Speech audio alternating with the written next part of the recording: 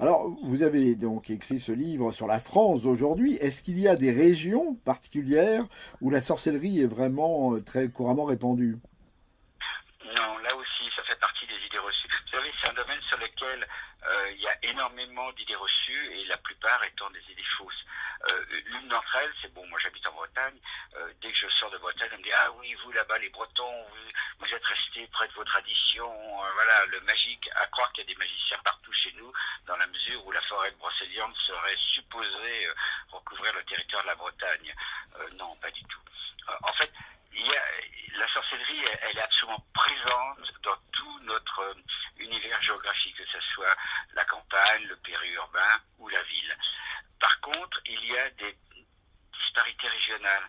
Euh, dans l'ouest de la France, et plus particulièrement en Bretagne, plus on avance vers la pointe bretonne, eh bien là la parole est beaucoup plus libérée, moins tabou. Je veux dire, c'est pas top secret de parler du magique en Bretagne.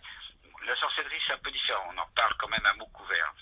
Par contre, vous allez de l'autre côté de la boucle de la Seine, en Normandie, en Pays de Caux, là c'est vraiment profil bas, les gens en parlent très peu. Même chose dans le Berry, dans le centre de la France, c'est vraiment profil bas.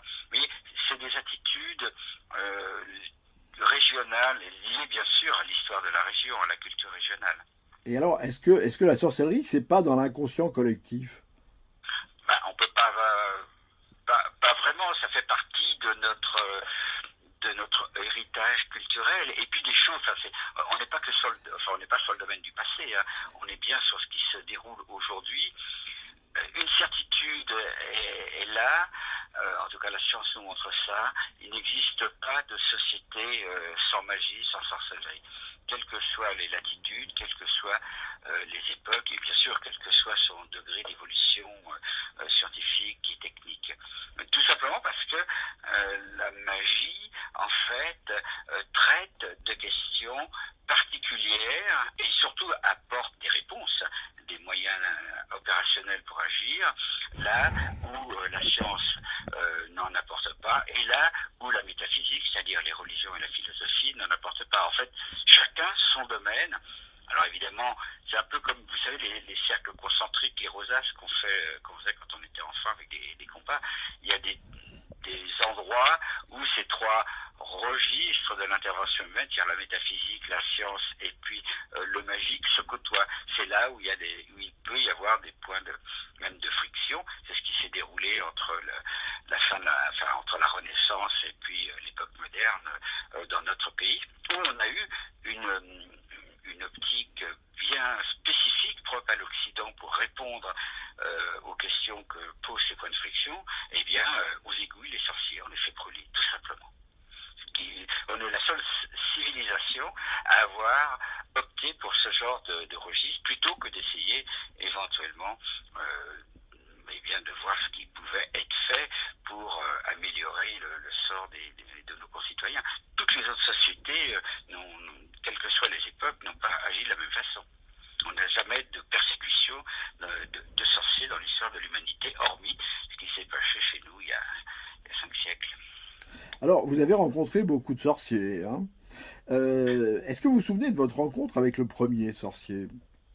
Comment ça s'est passé? En fait, moi, la sorcellerie est venue à moi de façon très particulière. Bon, je ne cherchais pas spécialement à travailler sur les sorciers. Je travaillais sur les pratiques magiques liées à la santé. Donc tout le domaine des guérisseurs, les magnétiseurs, les penseurs de secrets, etc. Donc moi, à l'époque, j'étais enseignant à l'université.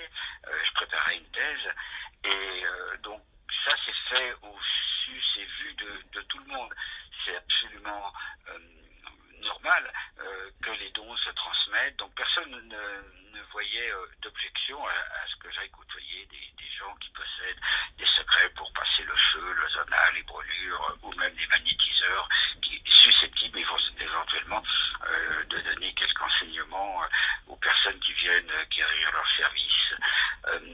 Simplement, au fil du temps, parce que bien sûr un travail scientifique c'est pas un travail journalistique, c'est pas trois interviews vite fait, eh bien au fil du temps, les gens ont commencé à se dire mais pourquoi continue-t-il à aller recueillir des secrets, à aller côtoyer ce genre de personnes? Parce que ça n'a aucun sens pas pour s'en servir. Il y a guère qu'à l'université qu'on fait ça. Alors les gens voulaient bien, d'accord, mais jusqu'à un certain point. Après, c'est clair que je cherchais autre chose, en tout cas dans leur esprit. Et c'est progressivement parce que mon image, en tout cas d'universitaire et de scientifique, s'est altérée aux yeux de mes concitoyens, qu'on m'a parlé de sorcellerie. Et en fait, ce qui était étonnant, et je le relate dans un de mes ouvrages, c'était quelqu'un que je connaissais très très bien, qui habitait ma commune, dont logiquement, avec mon savoir académique, j'aurais pu détecter le fait qu'il n'était plus dans une situation de vie normale et que peut-être il était embarqué dans une affaire de sorcellerie. Et ben non, tout ce savoir a été totalement inutile, je n'ai rien vu. Et cette personne, cette famille, une famille d'agriculteurs, eh bien, m'en ont parlé un jour comme ça, de façon, à l'occasion d'une visite purement anodine, autour d'une bolée de cidre. Et puis, une fois qu'ils m'ont expliqué leur situation, eh bien, ils m'ont tout simplement dit, ben voilà, qu'est-ce que t'en penses? Autrement dit, qu'est-ce que tu comptes faire? Parce que justement, c'est un sujet qu'on n'évoque pas. Je veux dire, c'est pas comme la mort de Johnny et les avatars de son héritage ou la dernière voiture de chez Renault. Non, on n'en parle qu'avec des personnes susceptibles d'intervenir pour remédier à ces situations.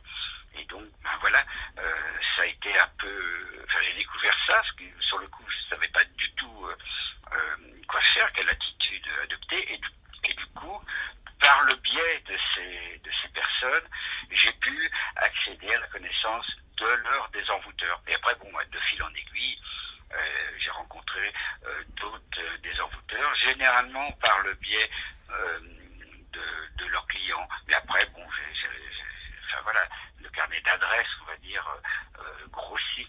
Mais là, c'est du travail de long terme. Le travail de terrain proprement dit, par exemple, pour ma thèse, c'est 8 ans d'enquête au quotidien. Et en fait, si maintenant je côtoie plus aisément des sorciers, par exemple, dans le bouquin, il y a une première en fait dans l'édition, c'est la première fois qu'on voit une magicienne agir à visage découvert. Bon, cette dame-là, elle a accepté que je photographie une dizaine de rituels qu'elle menait,